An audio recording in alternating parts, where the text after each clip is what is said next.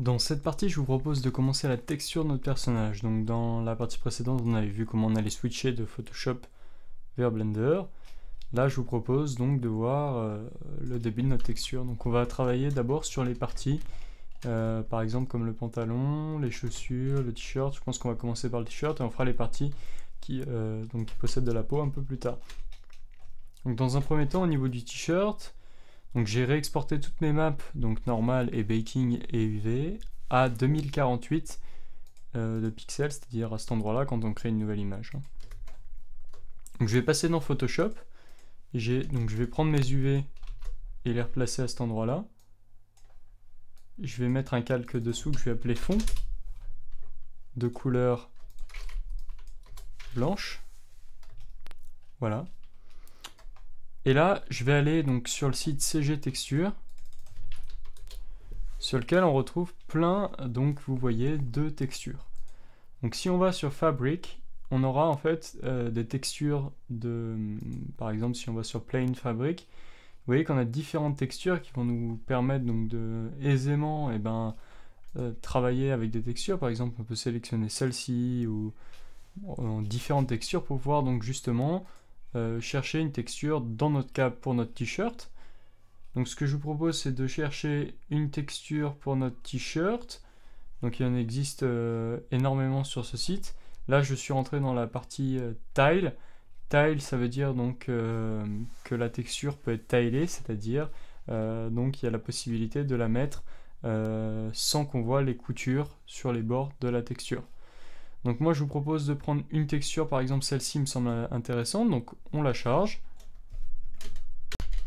Donc voilà, je vais la sauvegarder. Alors je vais d'abord la dupliquer, faire pommes. Non, faut que j'aille la mettre dans mon dossier, donc je vais le faire. Voilà qui est fait. Donc elle s'appelle Fabric Plain. Donc je vais déjà la sauvegarder, l'intégrer pardon dans mon Photoshop. Donc pour cela, je la glisse tout simplement comme ceci. Bon là elle est apparue sur ma partie texture, mais c'est bon, c'est pas grave, on peut la laisser à cet endroit là. Vous voyez que là ça ressemble plus à une texture de jean. Bon, on va arranger ça de manière à ce que ça ressemble pas à une texture de jean. Donc là moi ce que je vais faire, ce que je vous propose de faire, c'est dans un premier temps, donc on va la charger dans un autre document. Voilà, elle sera un peu plus grande. Je viens la placer, l'agrandir tout autour de ma partie, donc de mon t-shirt, comme ceci. Ce que je vous propose de faire, c'est donc déjà d'appliquer cette texture, comme ceci, de venir changer la couleur. Donc on va faire Adjustment Hue Saturation, et là on va trouver une texture, je pensais plus à quelque chose de foncé, un peu dans les... Donc on va trouver, il faut vraiment chercher un peu dans la saturation, peut-être monter un peu, vous voyez, donc si je monte trop ça va me casser un peu ma texture, comme ceci, peut-être un peu plus, ouais, peut-être comme ça. Donc je vais sélectionner ce calque que je vais appeler texture. Je pense même qu'en fait je vais carrément le désaturer, donc je clique sur Black and White, tout simplement. Je vais rajouter donc en fait une couleur dessous. Donc avec mon outil polygonal, je vais venir sélectionner la partie de mon t-shirt, comme ceci. Et je viens contourner, vous voyez, mon t-shirt de cette manière. Je vais ensuite donc lui mettre une couleur, alors peut-être un marron, marron gris. Voilà, et ma texture, je vais la mettre en overlay. Voilà, elle va superposer donc à sur mon t-shirt. Je peux cacher mes UV à chaque instant comme ça me plaît. Donc au niveau de la texture, je vais quand même peut-être la baisser un petit peu. Voilà, pour qu'elle soit un peu plus de cette manière. Ensuite, je vais charger mon Ambient Occlusion qui va nous permettre donc de rajouter donc des zones de contraste. Donc je la charge par-dessus et je vais la mettre en overlay aussi, et vous voyez que si je décoche donc cette partie, eh bien on a des zones un peu plus sombres que d'autres qui sont venues se rajouter. Donc on peut aller dans Adjustment et peut-être monter un peu, donc si on baisse, pardon, excusez-moi, un peu la brightness, on observe que les zones d'ombre sont un peu plus importantes. Donc là, je le sauvegarde en tant que texture.psd, je reviens dans mon Blender. Dans Blender, je vais donc charger cette texture à la place, par exemple, de mon Ambient Occlusion. Open Image, et ma texture, c'est texture PSD. Donc, je passe en mode texture. Alors en fait, là, comme je suis en GLSL, ce que je vais faire, c'est que je vais être obligé donc de passer par l'autre moyen, c'est-à-dire de rajouter un matériel, donc c'est ce que j'avais fait dans les parties précédentes. Peut-être passer en WordSaw, comme ça j'aurai le contrôle sur le sub, ce sera plus pratique pour nous pour travailler, donc on verra dans quelques instants. Donc je vais rajouter une image qui correspond, donc cette image je vais faire open, qui correspond à ma texture.psd, que je vais bien sûr générer en fonction des coordonnées UV. Et je vais charger ma normale sur un autre slot, donc en image or movie. Donc je vais faire open. Et là, ce sera ma normale, voilà, normale, que je vais générer en fonction des UV, normal map image sampling, normal. Voilà, alors là, j'ai l'impression que c'est un peu sombre tout ça. Alors, ma lumière est quand même super grande. Je ne sais pas pourquoi d'ailleurs. Donc vous voyez que c'est quand même assez sombre un peu le résultat, alors que là ça paraît un peu plus clair. Donc ce que je vais faire, c'est que je vais donc au niveau de mon matériel complètement casser l'intensité. Alors pas trop, je vais juste en laisser un petit peu comme ceci. Voilà, très légèrement. Et je vais aller dans Photoshop, monter la luminosité donc global. Donc je vais rajouter donc ici un calque de post-processing avec brightness and contrast. Je vais monter le brightness. Si je sauvegarde là et que je retourne dans Blender et que je fais Alt R ici, vous voyez que ça change automatiquement la texture ici. Alors je suis assez déçu de la texture parce que vous voyez qu'elle est assez donc taillée de manière assez importante. Donc ce que je vais faire, c'est qu'au niveau de cette texture, eh bien, je vais la réduire en termes de taille. Et comme c'est une texture de type tile, si je la duplique, donc je vais appliquer, si je la duplique, et bien normalement, eh bien ça va pas se voir. Donc je peux sauvegarder, pomme S, et si je fais Alt R ici, vous voyez que la texture est bien plus petite et c'est quand même beaucoup plus agréable à regarder comme ceci.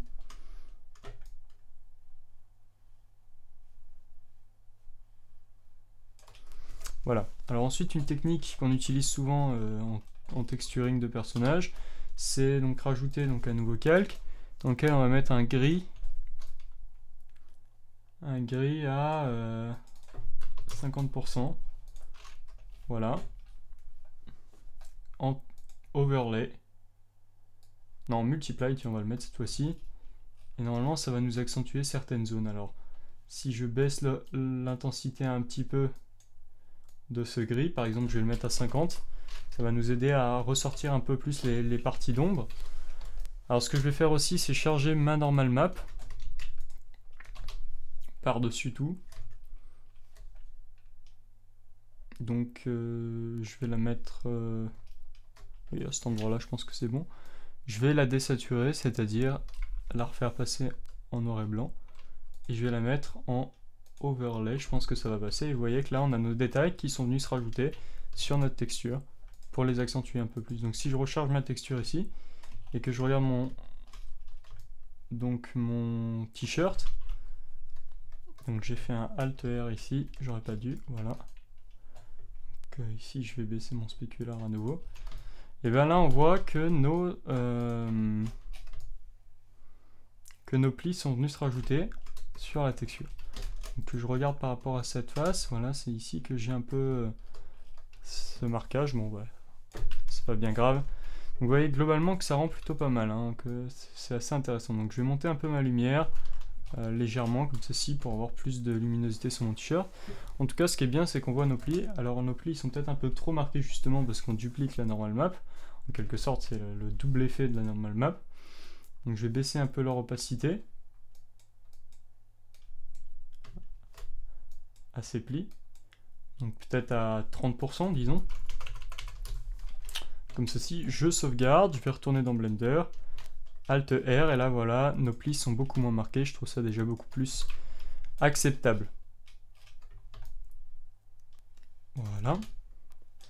Alors, on va s'occuper aussi donc des parties du col. Donc si on regarde en fait le col, c'est-à-dire globalement ce qui vient se mettre par là, eh bien ça correspond à la partie que l'on retrouve de ce côté-là. Donc si je fais réapparaître mes UV, on verra plus facilement de quoi on parle. Bien globalement, je pense que en fait c'est cette partie, vous voyez, qui a été séparée un peu du coup. Alors pour être plus franc, ce qu'on va faire, donc je vais prendre ma tablette graphique, je vais monter mon ambient occlusion, ou plutôt ma normal map. Donc là, notez bien que j'étais à 30%, donc c'était pas ça. Donc là déjà, je vais refaire je vais un peu tout renommer pour avoir une meilleure vision. Donc ce calque, si je le cache, c'est mes UV. Ce calque, si je le cache, eh bien c'est mon ambient occlusion, je crois. Oui, puisqu'elle est en overlay. Alors je vais voir si je la mets en multiply, ce que ça peut donner. Ah non, on avait déjà essayé, excusez-moi. Donc c'était pas soft light, c'était overlay. Voilà. Ce calque, eh bien, on le voit, c'est les plis, donc c'est la normale. Ce calque, c'est... on va l'appeler... peut-être pas gray zone, mais on va l'appeler... bon, si on va l'appeler gris, tout simplement, on s'en souviendra. Ici, c'est la texture de mon t-shirt. Donc... alors, t-shirt style. Et là, c'est la... donc t-shirt color. Voilà. Donc globalement, ce qui va avec le t-shirt, on peut le paquer dans un groupe. Donc on sélectionne les deux, on fait pomme G. Et au niveau du groupe, ici, on l'appelle t-shirt. Et donc je vais le réouvrir, puisque bien sûr, à l'intérieur, je vais devoir sélectionner. Par exemple, déjà, je vais sélectionner ma couleur du t-shirt. Donc pour cela, je vais décocher tout, sauf la couleur de mon t-shirt. Je vais aller la repipeter, cette couleur, comme ceci, puisqu'on va s'en servir pour faire le col. Donc je vais réafficher tout le reste. Et là, je vais donc zoomer sur cette partie, décocher mes UV, puisque la partie, on la voit légèrement quand même. Donc j'avais dit que j'allais ramener juste auparavant mon ambient occlusion, comme ça on verra mieux. Donc je reprends ma texture.psd, je viens coller mon ambient occlusion dans le t-shirt, comme ça on saura bien qu'il s'agit du t-shirt. Alors elle est un peu doublée par la normal map, c'est pas bien grave, quoique... on va voir un peu tout ça. Globalement, ce qu'il faut que je fasse, c'est que je suive cette ligne. Vous voyez la ligne qui marque un peu qui est marquée un peu au niveau du cou. Parce que c'est le col en fait, le col de notre t-shirt. Donc on va essayer d'être assez précis de ce côté-là. Vous voyez, avec barre d'espace, eh bien je peux venir me déplacer. Je contourne mon col à cet endroit-là, comme ceci, alors de manière assez simple. Hein.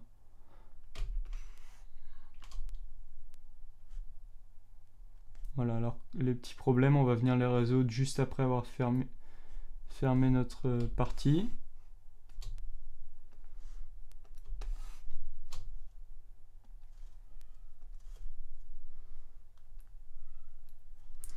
Donc je vais zoomer. Donc globalement, je pense que ça va aller jusque là.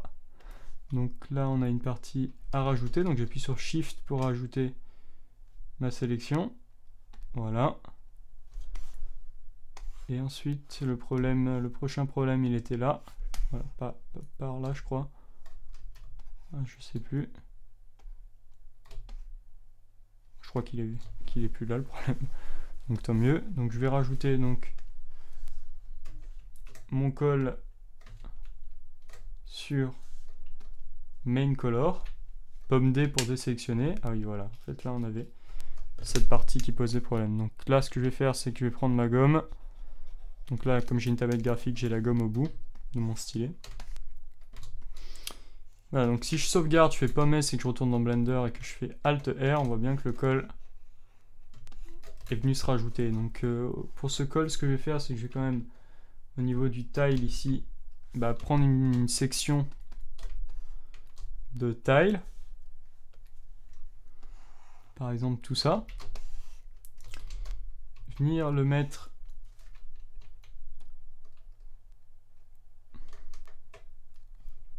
ici, pomme T. Voilà, pour venir sélectionner notre tile. Voilà, alors essayez de la mettre correctement. Cette tile. Et ensuite, vous voyez, je la descends comme ceci, petit à petit, au niveau du cou. Alors, c'est tous ces calques, eh bien, je vais les fusionner. Donc, clic droit, Merge Layer. Et je vais sélectionner donc cette partie. Je vais faire pomme Shift I, supprimer. Donc, en fait, tout simplement, j'ai cliqué avec pomme plus clic sur le calque, ou j'imagine que ça doit être contrôle, pour sélectionner l'opposé, en fait. Et je vais mettre ça donc exactement de la même manière en overlay par-dessus à 55%. Donc où je peux carrément fusionner ça avec le t-shirt. Donc on a dit 55% en overlay. Donc je vais sauvegarder, retourner dans Blender, recharger mes textures. Et voilà, donc là on a le col qui est venu se rajouter avec, sans souci. Donc alors, je me pose la question si la couleur est vraiment sympa par rapport à ce t-shirt. Ce que je vais faire, c'est que donc je peux toujours à tout moment sélectionner ma couleur, bien sûr, et venir la changer avec un ajustement de Hue and Saturation. Donc, ce qui ne veut pas fonctionner. Donc, ce que je vais faire, c'est que je vais appuyer sur pomme plus sélectionner ici, et je vais essayer de changer ma couleur en... Alors... on va voir ce qu'il y a d'autre comme couleur qui pourrait passer. Je vais essayer un gris. Un gris blanc.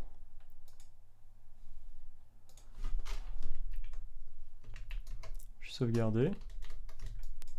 Voilà, du coup ça refait un peu comme notre ambient occlusion. Donc je vais annuler. Je vais peut-être prendre... quelque chose dans les bleus, peut-être quelque chose comme ça.